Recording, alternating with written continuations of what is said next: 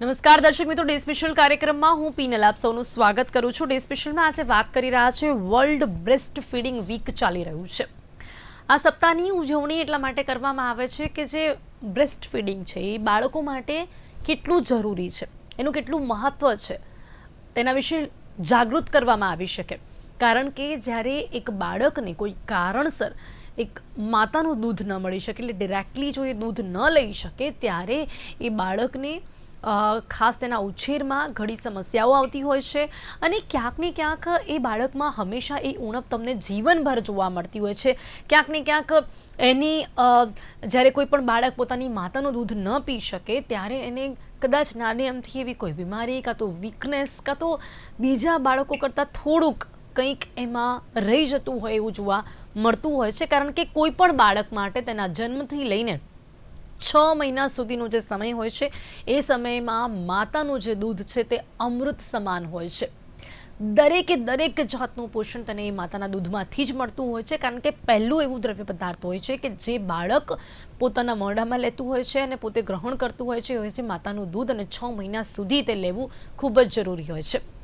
જ્યારે અમુક મેડિકલ રીઝનના કારણે આ નથી થઈ શકતું ત્યારે અન્ય એવી ઘણા બધા એવા ઓપ્શન્સ હવે આવી ગયા છે, તેના વિશે પણ વાત કરીશું। અન્ય એવી મહિલાઓ છે કે જે હવે આવી જ રીતે દૂધ ડોનેટ પણ કરતી હોય છે, એક બેંક પણ હોય છે કે જેથી કરીને બાળકોને એ દૂધ પહોંચાડવામાં આવી શકે। કારણ કે આપણું જે આવનારું ભવિષ્ય છે, દેશનું જે આવનારું ભવિષ્ય છે, તે ક્યાંક કુપોષિત ન રહી જાય। તમામ મુદ્દાઓ પર વાત કરીશું, બ્રેસ્ટ ફીડિંગની ઇમ્પોર્ટન્સ સમજવાનો પ્રયાસ કરીશું, જેની માટે મારી સાથે જોડાઈ ગયા છે અમિત પુરસ્વાણીજી, જેઓ પીડિયાટ્રિશિયન છે, અને સાથે જ દર્શની મોદી છે, ગાયનેકોલોજિસ્ટ। આપ બંનેનું સ્વાગત છે ડોક્ટર્સ। ઓકે ડોક્ટર દર્શનીજી, સૌથી પહેલા જ્યારે વાત પીડિયાટ્રિશિયન પાસે પછી આવશે કે જ્યારે બાળક જન્મશે, પરંતુ એ પહેલા આપણે વાત કરીએ દરેક મહિલા માટે તેના ઇમ્પોર્ટન્સને લઈને। જ્યારથી કોઈ પણ મહિલા પ્રેગ્નેન્ટ થાય ત્યારથી લઈને બાળકને જન્મ આપે છે, 6 મહિના સુધી એ જે બ્રેસ્ટ ફીડિંગ હોય છે એ કેટલી જરૂરી હોય છે બાળક માટે પણ, અને હું એમ કહીશ કે કોઈ પણ મહિલા માટે પણ, એના સારા સ્વાસ્થ્ય માટે પણ બ્રેસ્ટ ફીડિંગ કરાવવું કેટલું જરૂરી હોય છે? પહેલા તો આપણે વાત કરીએ કે મધર માટે, તો મધર માટે બ્રેસ્ટ ફીડિંગ કરાવવું ખૂબ જ જરૂરી છે। ઘણા બધા રીઝન છે, એમાં પહેલું રીઝન એ છે કે આફ્ટર ડિલિવરી બ્લીડિંગ થાય છે ઓબ્વિયસલી, તો એ ઘણી બધી વખત જે પોસ્ટપાર્ટમ બ્લીડિંગ હોય એને કંટ્રોલ કરે। બ્રેસ્ટ ફીડિંગ જો તમે રેગ્યુલરલી કરાવો છો તો પોસ્ટપાર્ટમ બ્લીડિંગને કંટ્રોલ કરશે, તમારું જે યુટ્રસ હશે એ કોન્ટ્રેક્ટ થવામાં હેલ્પ કરશે। બીજું, વેઇટ મેનેજમેન્ટ માટે પણ બહુ જરૂરી છે। જે મહિલા રેગ્યુલરલી બ્રેસ્ટ ફીડિંગ કરાવતી હશે તેનું વેઇટ લોસ થાય છે। વેઇટનું જે આપણને પ્રેગ્નન્સી દરમિયાન જે સડન વેઇટ ગેઇન થયું હોય એને કંટ્રોલ કરે છે।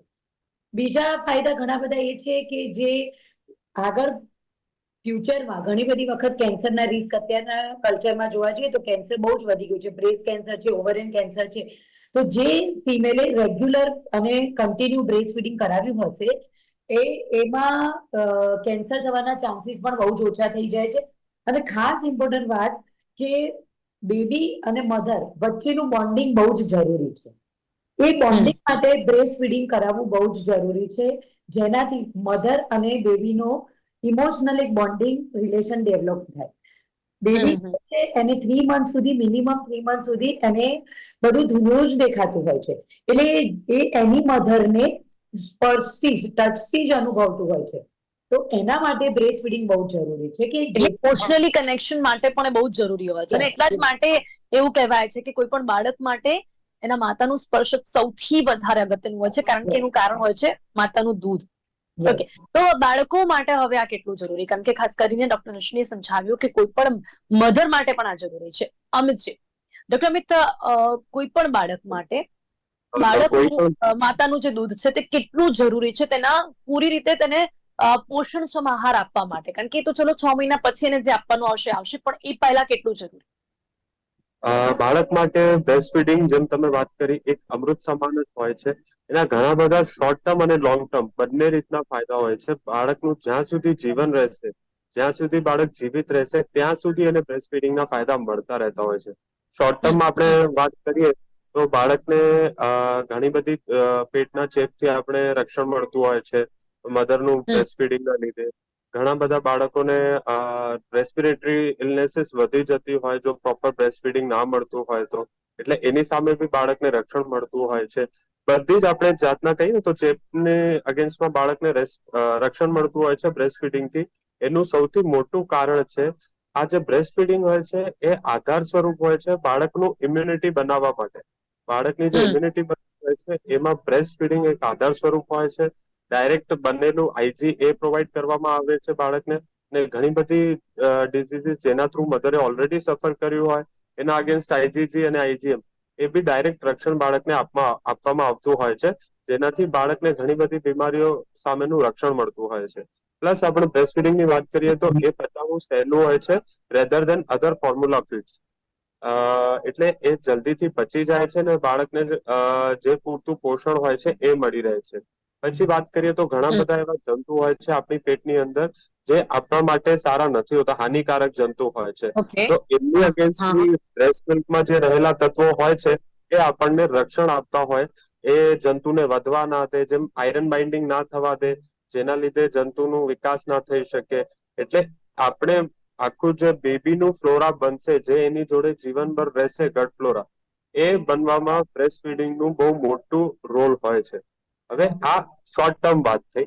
આપણે હવે લોંગ ટર્મ પર વાત કરીએ તો એવું ઘણી બધી જી વખત ભાઈ. જોવા મળ્યું છે કે ક્રોનિક ડિઝીઝીસ જેટલી બી છે એમાંથી બી બાળકને રક્ષણ મળતું હોય છે. જેમ અસ્થમા છે, ડાયાબિટીસ છે, જે આપણે જોવા જઈએ તો આ બધા રોગો બાળકને 40-45 ની ઉંમર પછી આવતા હોય છે, પણ આ બધા જ રોગોથી એને બ્રેસ્ટ ફીડિંગ કરેલું હોય તો રક્ષણ જોવા મળતું હોય છે. ઇવન હવે તો જે રિસેન્ટ નવી સ્ટડીઝ આવી છે એ એવું કહે છે કે લિમ્ફોમા અને લ્યુકીમિયા જે એક જાતના કેન્સર છે એનાથી બી બાળકને રક્ષણ મળતું હોય છે જો બાળકને પૂરતા પ્રમાણમાં બ્રેસ્ટ ફીડિંગ આપવામાં આવ્યું હોય તો. અને આ બધા ફાયદાની એટલે આપણે સાથે એવું કહી સાથે શકીએ ને કે બાળકને અને મધરને બંનેને કેન્સરથી થોડાક અંશે બચાવે છે બ્રેસ્ટ ફીડિંગ. Yes, yes. ખાલી કેન્સરથી જ નહીં, બધી જ જાતની બીમારીઓથી, પછી ઇમ્યુનોલોજીકલ કન્ડિશન્સ હોય, ઇન્ફેક્ટિવ કન્ડિશન્સ હોય કે કોઈ બી જાતની બીમારી જે બાળકમાં આવવાની હોય એનાથી બ્રેસ્ટ ફીડિંગ એક અંશે રક્ષણ તો આપે જ છે. જે 45 વર્ષે જઈને બાળકને બીમારી થવાની છે એનાથી બી ઘણું બધી હદનું બાળકને બ્રેસ્ટ ફીડિંગ રક્ષણ આપતું હોય છે. અને આ તો થઈ લોંગ ટર્મ અને શોર્ટ ટર્મ. એની સાથે સાથે જયારે માતા બાળકને લઈને ખોળામાં બેસતી હોય છે તો જેમ મેડમે વાત કરી એ બાળકને સ્પર્શે ત્યારે મધરની બોડીમાં ઓક્સિટોસિન રિલીઝ થાય, બાળકના બોડીમાં સેરોટોનિન રિલીઝ થતા હોય છે, which is a very good hormone, જેનાથી મમ્મીનું અને બાળકનું કનેક્ટ સારું બનતું હોય છે.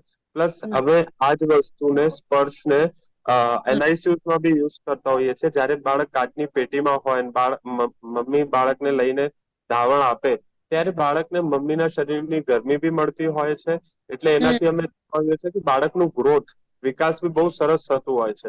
એટલે ઓકે. બાળકને ગ્રોથ માટેનું જે બ્રેસ્ટ ફીડિંગની અંદર રહેલા તત્વો મળે છે, રક્ષણ મળે છે, એ તો મળે જ છે. એની સાથે સાથે જે મધરની બોડીની હીટ છે, જે મધરની બોડીને સ્પર્શવાથી ગુડ હોર્મોન્સ છે, એ બી બાળકને મળતા હોય છે, જેનાથી બાળકનું ઓવરઓલ ગ્રોથ સારું થાય છે જો બાળક ધ વે, જે વે છે બ્રેસ્ટ ફીડિંગનું એ પણ બહુ જ ઇમ્પોર્ટન્ટ હોય છે ડોક્ટર દર્શની. લાઈક જે વેમાં કોઈ પણ એક માતા પોતાના બાળકને જે દૂધ પીવડાવે છે એના કારણે જે સ્પર્શ થાય છે એનું પણ ઘણું ઇમ્પોર્ટન્સ છે ડોક્ટર દર્શની. યસ. એટલે મધર અને બેબી વચ્ચેનો જે બોન્ડિંગ હોવું જરૂરી છે શરૂઆતમાં, બીકોઝ જ્યારે એ વુમ્બમાં હોય છે ત્યારે એ કોઈને નથી ઓળખતું. બહાર આવીને એના માટે the most important is mother. તો એ તમે પૂરો ટાઈમ એને તો આપશો. ડોક્ટર દર્શની આજે આપણે એ પૂછવા માંગીશ કે જે કોઈ પણ મધર છે એમાં આ જે દૂધ મેકિંગ છે એ ક્યારથી શરૂ થઈ જતું હોય છે, એટલે ક્યારથી અને કઈ રીતે આ બનતું હોય છે, અને એ સાથે જ એ પણ પૂછી લઈશ કે કેમ, કયા કારણોસર ક્યારેક નથી બની શકતું. ઘણી બધી mostly after delivery breast feeding ચાલુ થઈ જતું હોય છે. પ્રોલેક્ટિન કરીને જે હોર્મોન હોય છે જે મિલ્ક માટે રિસ્પોન્સિબલ છે, એ જ્યારથી પ્રેગ્નન્સી રહે ત્યારથી પ્રોલેક્ટિન હોર્મોન ડેવલપ થવાનું ચાલુ થઈ જાય બોડીમાં. હવે જ્યારે ડિલિવરી થાય નહીં ત્યાં સુધી પ્રોલેક્ટિન હોર્મોન રિલીઝ નથી થતું. આફ્ટર ડિલિવરી થાય ત્યારે એ હોર્મોન રિલીઝ થઈને બ્રેસ્ટ ફીડિંગ ડેવલપ કરવાનું ચાલુ કરી દે છે. એટલે તરત જ આફ્ટર ડિલિવરી આપણે બેબીઝને તરત જ મધરની છાતી પર મૂકતા હોઈએ છીએ કે જેથી એને સ્પર્શ અનુભવાય અને પછી એને ફીડિંગની પ્રેક્ટિસ બી ચાલુ કરી દેતા હોઈએ છીએ કે જેનાથી ફીડિંગ ચાલુ થાય અને બેબીને પૂરતા પ્રમાણમાં મળી રહે. હવે ઘણી બધી કન્ડિશન એવી હોય છે કે જેને બ્રેસ્ટ ફીડિંગ પ્રોપર નથી આવતું, તો એ કન્ડિશન એ કે ખાસ કે પ્રીટર્મ ડિલિવરી થઈ હોય. પ્રીટર્મ ડિલિવરી થઈ હોય એટલે જે હોર્મોન પ્રોપર રિલીઝ થવું જોઈએ એ ઘણી બધી કન્ડિશનમાં નથી રિલીઝ થતો. યા તો પછી મધરને કોઈક એવું ક્યાંક એવું ડિઝીઝ છે કે કઈ પણ એવી કન્ડિશન છે કે ક્યાંક એને ન્યુટ્રિશનની ઉણપ રહે છે, તો એવી કન્ડિશનમાં પણ બ્રેસ્ટ ફીડિંગ ડેવલપ નથી થતું. માર્કેટમાં ઘણી બધી મેડિસિન્સ એવી અવેલેબલ છે કે ઘણાને ફીડિંગ ઓછું હોય તો એના અમે આપતા હોઈએ છીએ કે જેમાંથી એને બધા ન્યુટ્રિશન્સ મળી રહે, બધું પ્રોપર એને જે સપ્લિમેન્ટ જોઈએ બધા મળી રહે અને ફીડિંગ ડેવલપ થાય એનું.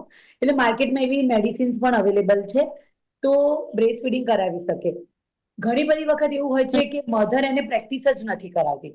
અત્યારે એવું આવી રહ્યું છે કે ફીડિંગ કરાવે તો નથી ગમતું. ઘણા બધા જે હાઈ પ્રોફાઇલ કલ્ચરમાં જોવા જાઓ તો એ ઘણા લોકોને એવું કે અમને ફીડિંગ નથી ગમતું, તો બોટલ્સ દ્વારા પણ એ ફીડિંગ આપતા હોય છે. તો એવી કન્ડિશનમાં એવું થાય કે જયારે સકિંગ ઓછું થઈ જાય છે ત્યારે બી ફીડિંગ ઓછું થઈ જાય. એટલે કન્ટિન્યુઅસ સકિંગ કરવું પણ જરૂરી છે. ઓકે. કન્ટિન્યુ સક કરશે તો એનું ફીડિંગ અગેન ડેવલપ થઈ જશે. પણ જયારે જો એ સકિંગ એનું બંધ થઈ જશે તો ત્યારે સ્લોલી એની પ્રોગ્રેસ પણ જે ફીડિંગની જે ડેવલપમેન્ટ હોય એ ઓછું થઈ જશે. તો ઘણી બધી વખત એવું થતું હોય છે કે મધર એને ફીડિંગ પ્રોપર આપતી જ નથી, તો એના લીધે પણ એનું ફીડિંગ ઓછું થઈ જાય છે. યા તો મધર વર્કિંગ હોય કે એવું કઈ હોય બહારનું ઉપરનું મિલ્ક આપવું પડે તો પછી સ્લોલી એનું ફીડિંગ બંધ થઈ જાય છે. એટલે એવી કન્ડિશનમાં પણ ફીડિંગ ઓછું થઈ જતું હોય છે. હવે એવું છે કે ફીડિંગ માટે ઘણી બધી મધરને ડેવલપ ના થયું હોય તો તમે ફ્રીઝ પણ કરી શકો છો, અને ફ્રીઝ બી ઘરમાં પણ કરી શકો છો. યા તો પણ તમે હવે તો બ્રેસ્ટ ફીડિંગની બેંક હોય છે, તો એમાં પણ ફીડિંગ તમને મળી રહેતું હોય છે, મતલબ કે બ્રેસ્ટ મિલ્ક મળી રહે. જી, એના વિશે પણ આપણે આવીશું કે હવે જે આ બેંકનું પણ કન્સેપ્ટ શરૂ થયું છે. પણ ડોક્ટર અમિત, હવે કેટલા સમય સુધી આ ખૂબ જ જરૂરી છે, અને એની સાથે સાથે કયા સમયથી બહારનું દૂધ આપવાનું ચાલુ કરી શકાય છે? એક એવો પણ સમય હોય છે કે જેમાં માતાનું દૂધ પણ હોય અને બહારનું દૂધ પણ પીવડાવવામાં આવે. જસ્ટ કારણ કે એવું પણ કહી શકાય કે જેમ કે હમણાં ડોક્ટર દર્શને કહ્યું કે માતા વર્કિંગ હોય ત્યારે બેલેન્સ કરવું પણ જરૂરી છે. શું એની પણ કોઈ બેડ ઇમ્પેક્ટ બાળક પર પડતી હોય છે કે જ્યારે કોઈ કારણસર બહારનું દૂધ પણ પીવડાવવામાં આવે? ઘણી બધી વખત એવું હોય છે કે જો જી ફીડિંગ ડોક્ટર, પ્રોપર જી ડોક્ટર અમિત, જી દર્શનજી, આપની પાસે ફરીથી આવીશ. ડોક્ટર અમિત. બ્રેસ્ટ ફીડિંગ બાળક માટે બહુ જ જરૂરી છે. આપણે એવું એડવાઇસ કરતા હોઈએ છીએ બધાને કે એટલીસ્ટ 6 મંથ સુધી થઈ શકે તો એક્સક્લુઝિવલી બ્રેસ્ટ ફીડિંગ આપવામાં આવે બાળકને. એ પછી આપણે ગ્રેજ્યુઅલી વીનિંગ સ્ટાર્ટ કરતા હોઈએ છીએ, એટલે ઉપરનું ખોરાક ચાલુ કરતા હોઈએ છીએ. આપણું પ્રયત્ન એવું રહે કે ઇવન વીનિંગ ચાલુ કર્યા પછી બી બીજું બાળક 6 મહિના સુધી એટલીસ્ટ ઓલમોસ્ટ 1 યર સુધી જો બ્રેસ્ટ ફીડિંગ લઈ શકે તો બ્રેસ્ટ ફીડિંગના મેક્સિમમ બેનિફિટ્સ બાળકને મળી શકશે. એની સાથે સાથે બાય ચાન્સ જેમ આપણે દર્શની મેડમે કીધું કે કોઈ બી કારણોસર જો ફીડિંગ નથી થઈ શકતું, મધર વર્કિંગ છે, ઘણી બધી ઇલનેસીસ હોય છે, ન્યુટ્રિશનલ ડેફિશિયન્સીસ છે, એવી કોઈ બી કન્ડિશનના લીધે જો બ્રેસ્ટ ફીડિંગ નથી થઈ શકતું તો યસ, ફોર્મ્યુલા ફીડ્સ. હવે ફોર્મ્યુલામાં બી આપણી પાસે ઘણા બધા ઓપ્શન્સ આવી ગયા છે કે જે સિમિલર ટુ મધર્સ મિલ્ક છે but not completely equal to mother's milk. એ હજી આપણે પહોંચવાનું શક્ય થયું નથી. એટલે આપણે ફોર્મ્યુલા ફીડથી બાળકને ફીડ આપી શકીએ. ડેફિનેટલી એના બેનિફિટ્સ લોંગ ટર્મ નહીં હોય, જે એના લોંગ ટર્મ આપણે વાત કરી હતી કે બ્રેસ્ટ ફીડના ફાયદા હોય છે, ક્રોનિક ડિઝીઝીસને બતાવતું હોય છે, ઇમ્યુનોલોજીકલ જે ડેવલપમેન્ટ હોય છે, બાળકની ઇમ્યુનિટી જે બનતી હોય છે, પ્લસ એવા જે ફોર્મ્યુલા ફેડ બાળકો હોય છે એમને થોડું કોલિક એટલે પેટને લાગતી સમસ્યાઓ થોડી વધારે જોવા મળતી હોય છે. એટલે આવી બધી પરિસ્થિતિ કઈ કઈ બીમારીઓ વધારે જોવા મળતી હોય છે? જેમ કે અમુક એવા બાળકો કે જેમને માતાનું દૂધ ના મળે ને તો એમનું વજન ઓછું જોવા મળતું હોય છે. પછી આપણે વાત કરીએ કે કેન્સરના પણ ચાન્સીસ હોઈ શકે છે. પછી થોડુંક જો આપણે જોઈએ ને કે ક્યાંક બાળક જેને માતાનું દૂધ ન લીધું હોય એમને થોડું ઇન્ફેક્શન પણ જલ્દી થઈ જતા હોય છે. શું શું આવું અલગ જોવા મળતું હોય છે? એ જ મેં તમને વાત કરી કે ઇમ્યુનોલોજી એટલે આપણે પ્રતિકાર શક્તિની વાત કરીએ કે આખી જે બાળકની પ્રતિકાર શક્તિ બનશે, જે એને ચેપ સાથે લડવામાં મદદ કરશે, એ બનવા માટે બ્રેસ્ટફીડ બહુ જ જરૂરી હોય છે. આપણે જે બહારના ફોર્મ્યુલા આપીએ છીએ એમાંથી એટલું સરળ રીતના એ બનતું નથી. એટલે આવા છોકરાઓમાં ઇન્ફેક્શન્સનું રેટ વધારે, સ્પેશિયલી રેસ્પિરેટરી ઇન્ફેક્શન્સનું રેટ વધારે જોવા મળતું હોય છે, જે બાળકો બ્રેસ્ટ ફેડ નથી હોતા અને ફોર્મ્યુલા ફેડ પર હોય છે. પ્લસ એની સાથે ગટ ઇન્ફેક્શન્સ, આંતરડાને લાગતી બીમારીઓ બી વધારે જોવા મળતી હોય છે. જેમ ખાસ કરીને આપણે ક્યારેક બેબી પ્રીમેચ્યોર છે કે એનું આંતરડાનું ડેવલપમેન્ટ પ્રોપરલી થયેલું નથી, એવા બાળકને, જે કાચની પેટીમાં અમારી જોડે હોય છે, એવા બાળકને જો આપણે ફોર્મ્યુલા ફીડ આપીએ તો NEC, નેક્રોટાઇઝિંગ એન્ટ્રોકોલાઇટિસ અમે કહેતા હોઈએ છીએ, જેમાં આંતરડા પર તકલીફ પડતી હોય બાળકને, એ બધી બીમારીઓ થવાની શક્યતા વધી જતી હોય છે.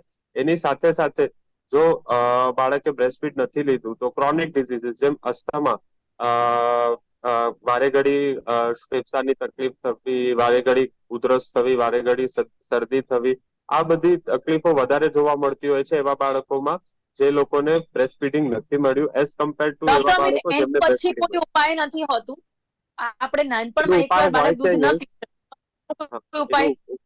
એનો ઉપાય એવું હોય છે કે આપણે જો બાળકને બ્રેસ્ટ ફીડિંગ નો ફાયદો આપવો જ છે તો આપણે મિલ્ક બેંક થી, સ્પેશિયલી જેમ આપણે પ્રીમેચ્યોર બેબીઝ હોય છે જેમના માટે ફોર્મ્યુલા બિલકુલ. પચવાનું જ નથી, તો એવા બેબીઝને આપણે હમ, મિલ્ક બેંક થી લઈને બ્રેસ્ટ મિલ્ક આપતા હોઈએ છીએ.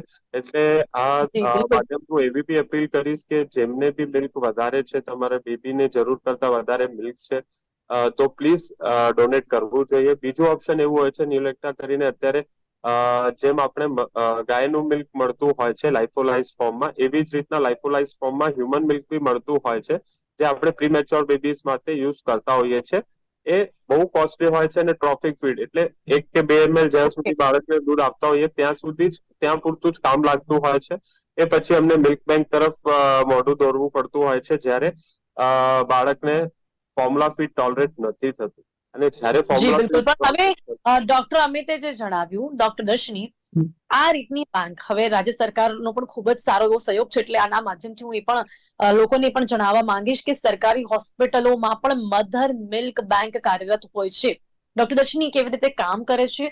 હવે ઘણા લોકોને ક્યાંક એવું પણ થાય કે એમના બાળકને ખરેખર આ પ્રકારની બેંકમાંથી દૂધ પીવડાવાય કે નહીં, કેવા પ્રકારની મહિલાઓ જે આ દૂધ ડોનેટ કરી શકે છે, કેવી રીતે કરી શકે છે, એ વુમન્સ, એ પણ જે પણ વિમન્સ હોય એ વિમન્સના કેવા રિપોર્ટ્સ કરવામાં આવે છે કે જે લોકો અહીંયા ડોનેટ કરી શકે છે મિલ્ક? ડોક્ટર દર્શની. પહેલા તો જ્યારે બ્રેસ્ટ માટેની જે બેંક હોય છે બ્રેસ્ટ મિલ્ક માટેની, તો એમાં જ્યારે તમે ડોનેશન માટે જાઓ છો બ્રેસ્ટ મિલ્ક, તો એવી રીતે ડાયરેક્ટ તમે આપી દીધું, ડોનેશન કરી દીધું, ધેટ્સ ઇટ, એવું નથી હોતું. પહેલા એમાં આખી પ્રોસેસ થાય છે. જે મધર હોય છે એના બધા જ બ્લડ રિપોર્ટ થાય, બેઝિક બ્લડ રિપોર્ટ, એમાં એનું હિમોગ્લોબિન આવી ગયું, એના WBC કાઉન્ટ્સ ને આવી ગયા, એનો ખાસ રિપોર્ટ જે HIV HbA1c આપણે જોતા હોઈએ છીએ કે કોઈ એને વાયરલ ઇન્ફેક્શન નથી, એ બધા જ રિપોર્ટ્સ કર્યા પછી જ્યારે એને મધર ડોનેટ કરે છે ત્યારે એનું જે આપણે સ્ક્રીનિંગ કરીએ છીએ બ્રેસ્ટ મિલ્કનું, બધું જ ટેસ્ટિંગ થાય છે કે કોઈ ઇન્ફેક્શન તો નથી, મતલબ કે મધરને કોઈ ડાયરેક્ટ ઇનડાયરેક્ટ કોઈ ઇન્ફેક્શન નથી, એવી આખું એનું સ્ક્રીનિંગ થાય, ટેસ્ટ થાય. એ પછી જે મિલ્ક હોય એ મિલ્કને પ્રોસેસ કરવામાં આવે છે કે જેમ કે આપણે માર્કેટમાં આપણે જે રૂટીન મિલ્ક પીતા હોઈએ છીએ એવી જ રીતે આખું એને પેસ્ચ્યુરાઇઝ કરીને આખું પ્રોસેસ કરતા હોય છે, અને એના પછી એને પ્રોપર જે ફ્રીઝનું હોય એના લો ટેમ્પરેચરે એને ફ્રીઝ કરતા હોય છે. અને બ્રેસ્ટ મિલ્કને જે ફ્રીઝ કરવા માટે, પ્રિઝર્વ કરવા માટેની સ્પેસિફિક બેગ આવે છે, પ્લાસ્ટિક બેગ, એની ઓકે. અંદર જ આપણે ફ્રીઝ કરતા હોઈએ છીએ, કે એવું નહીં કે કોઈ પણ પ્લાસ્ટિક બેગ ઉઠાઈને આપણે એની અને અંદર કંઈક કોઈ ઇલેક્ટ્રિક બ્રેસ્ટ પંપ થી દૂધ લેવામાં આવે યસ છે. Yes yes. એટલે ઓબ્વિયસલી કે કોઈ પણ મધર એને જ્યારે ડોનેશન માટે જશે તો માર્કેટમાં ઇલેક્ટ્રિક પંપ આવતા જ હોય છે, એ પંપથી જ એ બ્રેસ્ટ મિલ્કને પહેલા નીકાળશે અને પછી ત્યાં ડોનેશન માટે આપે ત્યારે આખું પ્રોસેસ થાય અને એને આખું ક્લિનિંગ થાય, અને એના પછી જે સ્પેસિફિક એની જે મિલ્કની બેગ આવતી હોય છે એની અંદર જ પ્રોપર એને જે ફ્રીજના લો ટેમ્પરેચરે એને ફ્રીઝ કરવામાં આવતી હોય છે. જ્યારે કોઈ પણ બેબીઝને જોઈતું હોય છે, ઘણી બધી વખત એવું હોય કે પ્રીટર્મ બેબી છે, એને NICUમાં રાખવામાં આવ્યું છે, મધર ઘણી બધી વખત ગાયનેક રિલેટેડ એને કોમ્પ્લિકેશન થઈ ગઈ છે, બેબી બી NICUમાં છે, મધરને ગાયનેક રિલેટેડ એવા ઘણા બધા કેસીસ અમારી પાસે હોય કે ગાયનેક રિલેટેડ પ્રોબ્લેમ છે, મધર બી એડમિટેડ છે NICUમાં, તો શી કેન નોટ કે એ મિલ્ક એ પ્રોવાઈડ નહીં કરી શકે because she is in condition. તો એવી કન્ડિશનમાં NICUમાં અગર બચ્ચું છે કે ઇવન બહાર પણ બચ્ચું છે કે કોઈ એના કોઈ પણ ફેમિલી રિલેટિવ સાથે બચ્ચું છે, તો એને અગર જો બ્રેસ્ટ મિલ્ક એની ઇમ્યુનિટી ડેવલપમેન્ટ માટે બ્રેસ્ટ મિલ્કની જરૂર છે, તો એવા ટાઈમે આપણને આ જે બ્રેસ્ટ મિલ્કની જે પ્રિઝર્વેશન બેંક છે આપણને બેનિફિટ કરશે. ઘણી બધી વખત એવું થાય જી છે જી કે હવે તો બહુ સ્ટ્રિક્ટ થઈ ગયું છે બધી જ રીતે, પણ ઘણી બધી વખત એવું થાય કે મેટરનલ મોર્ટાલિટી થયું છે, બચ્ચું અલાઈવ છે પણ મેટરનલ મોર્ટાલિટી થઈ છે, તો મધર અવેલેબલ જ નથી એની. તો એવા ટાઈમ માટે કે જે બચ્ચાને આખા લાઈફ ટાઈમ સફર નહીં કરવું પડે, કે એને જે ઇમ્યુનિટી ડેવલપ થવા માટે, એના બોન ડેવલપ થવા માટે, એને જે આખી લાઈફમાં જે આખું જે બ્રેસ્ટ મિલ્કનું ઇમ્પોર્ટન્સ છે એ એને મિસ ના થાય, એના માટે આ જે બ્રેસ્ટ આ બહુ જ મિલ્ક, સારી વાત છે, એવું કહી શકાય. તો મહિલાઓએ આ દાન કરવું પણ યસ જોઈએ, એટલે એ પણ આપણે એ લોકો યસ ઘણી બધી વખત એવું થાય કે કોઈ પણ કોમ્પ્લિકેશન ના લીધે બચ્ચું નથી બચ્યું, તો એવી મધરની જો ડિલિવરી થઈ છે તો ઓબ્વિયસલી એને આવવાનું જ છે ફીડિંગ, તો એવી મધર પણ એને ડોનેટ કરી શકે કે ચલો હું કોઈક બીજા બચ્ચાઓને હેલ્પ કરી શકું. બહુ તો હેલ્પફુલ જે રહ્યું. ડોક્ટર અમે કેટલું હેલ્પફુલ રહેતું હોય છે, બીજી કોઈ માતા નું દૂધ કોઈ બાળક પીવે તો ઇઝ ઇટ ઓકે, લાઈક એ ચાલે, એ એટલી એવી જ રીતે કાર્યરત હોય છે કે જે પોતાની માતા માટેનું દૂધ કોઈ પણ બાળક માટે પોષણક્ષમ આહારની પૂર્તિ કરતું હોય છે. બહુ જ ઇમ્પોર્ટન્ટ હોય છે. જે મેડમે વાત કરી કે પ્રીમેચ્યોર, હું તમને મારું એક્સપિરિયન્સ કહું તો અમે જે નાના બાળકો હોય છે જે એક્સ્ટ્રીમલી લો બર્થ વેટ આપણે કહીએ, 650-700 ગ્રામે જન્મી ગયા હોય ને આગળનું પીરિયડ સર્વાઈવ કરી ગયા હોય ને હવે આપણે ખોરાક એમનું જયારે ચાલુ કરવાનું હોતું હોય છે, ત્યારે અધર ધેન બ્રેસ્ટ મિલ્ક કોઈ બી આપણે ફોર્મ્યુલા સરસમાં સરસ લો બર્થ વેટ માટે બનેલું ફોર્મ્યુલા કોઈ બી બાળકને આપીએ તો એ પચતું નથી હોતું. પણ જ્યારે આપણે મધર મિલ્ક લાઈને આપીએ બેંકમાંથી, એ બાળકો એવું પચાવતા હોય છે એ મિલ્ક, એટલે ડેફિનેટલી હેલ્પફુલ હોય છે. Much better than the available formulations in the market. માર્કેટમાં જેટલા બી ફોર્મ્યુલાઝ અવાઇલેબલ છે નિયર ટુ મધર આ તે બધા કરતા બ્રેસ્ટ ફીડિંગ વધારે બેનિફિશિયલ હોય છે. હોઈ શકે છે કે આ પ્રોસેસ થાય છે, ડોનેટ થઈને આવે છે, એક્ઝેક્ટલી તમારા માટે બહુ જ અનુકૂળ, બહુ જ સારું ના હોય, કેમ કે જેમ બધા જ મધરનું મિલ્ક એ એમના પોતાના બેબી માટે જ હોય છે, એનું ઇમ્યુનોલોજીકલ બી ડેવલપમેન્ટ એવું જ હોય છે, એના ગટ બેક્ટેરિયાથી લઈને બધું, પણ definitely much better than the available formulations. એટલે જો એવું મિલ્ક બ્રેસ્ટ મિલ્ક લાઈને બાળકને આપવામાં આવે તો દેટ ઇઝ ડેફિનેટલી હેલ્પફુલ. અને બીજી હું બે વાત એ ખૂબ જ આમાં, સારી વાત. ગુજરાતમાં 30,357 માતાએ પોતાનું દૂધ દાન કર્યું છે, અને બહુ સરસ. એની કારણે 19,731 બાળકોને નવજીવન પણ મળ્યું છે. આ બહુ જ સારી બાબત આપણે ગુજરાતની કહી શકાય છે. તો આ તો હવે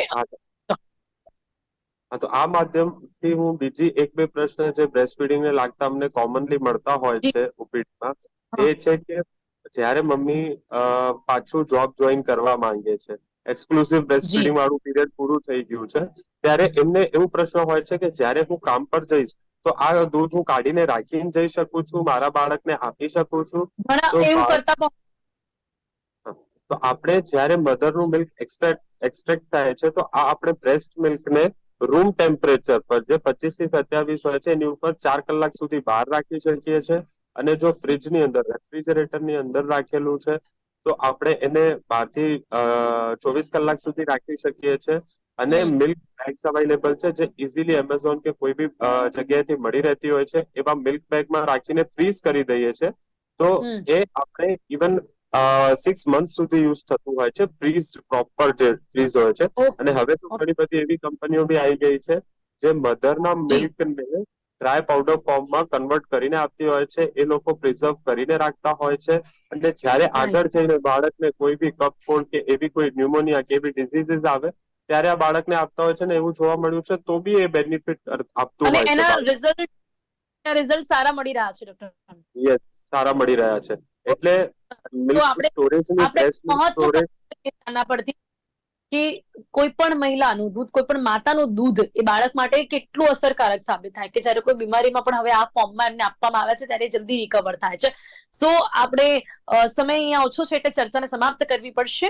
પણ બહુ જ સરસ ઇન્ફોર્મેશન આ બંને આપી, doctor Amit, doctor Darshani, thank you so much. આ બંને મારી સાથે જોડાયા, આ વિષય પર ચર્ચા કરી, તે બદલ આપ બંનેનો ખૂબ ખૂબ આભાર. Thank you so much. તો ખાસ આજે આપણે વાત કરી છે અહીંયા વર્લ્ડ બ્રેસ્ટ ફીડિંગ વીક જ્યારે ચાલી રહ્યું છે ત્યારે બ્રેસ્ટ ફીડિંગ માતાનું જે દૂધ છે તે એક બાળક માટે કેટલું જરૂરી છે. આપણે બાળક માટે કેટલું જરૂરી છે તેના વિશે તો વાત કરી, પરંતુ ખૂબ જ દુઃખની સાથે એવું પણ કહેવું પડે કે ઘણીવાર મહિલાઓ પોતાની મરજીથી પણ બાળકને દૂધ નથી પીવડાવતી.